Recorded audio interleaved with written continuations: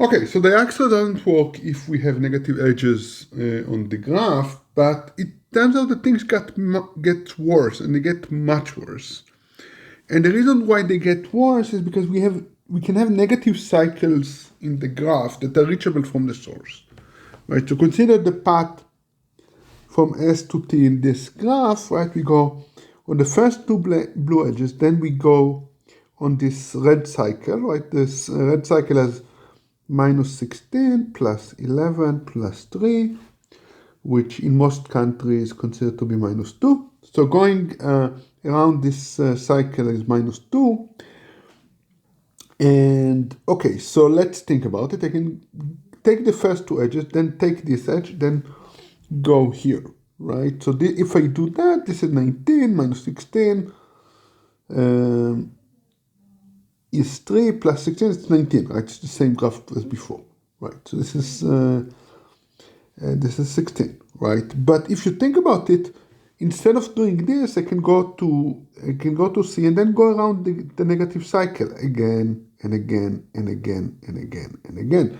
Every time I go around the negative cycle, I get the price going to minus 2, right? So if I do that, if I go around the negative cycle k times, right? So let's think about it.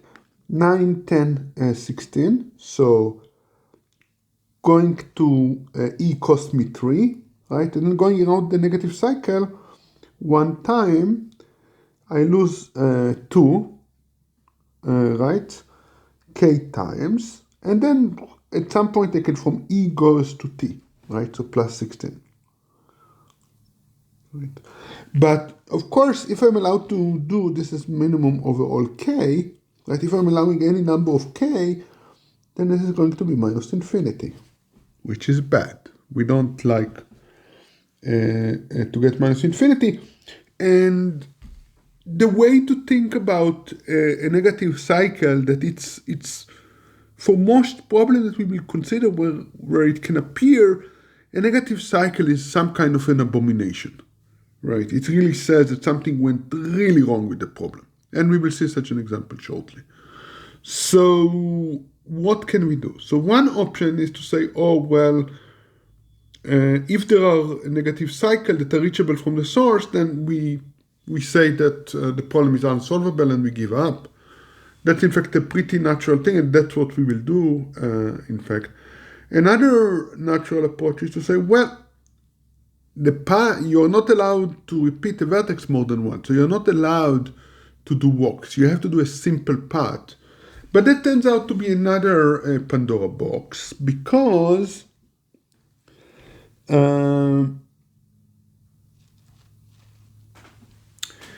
the reason why this is a problem is because simplicity is really hard to achieve. In particular, one can show the following, that if we can find the shortest simple path in a graph with negative edge length, then there is an efficient algorithm to find the longest path in the graph with negative, an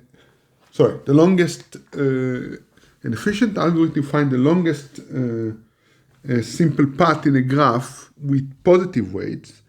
But the later problem is known to be really hard, right? But what do I mean by really hard? It's NP hard. NP hard problems are problems that we believe that cannot be solved in better than exponential time. In fact, the belief is that they cannot be solved in better than 2 to the omega of n, right? So strongly exponential time. So, which means that they cannot be solved efficiently, right? So this is really bad news. So this going down this path of saying requiring sample path is not going to work.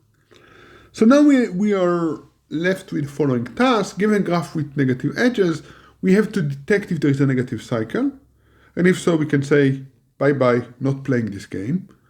And if there is no negative cycle, we still want to compute the shortest path.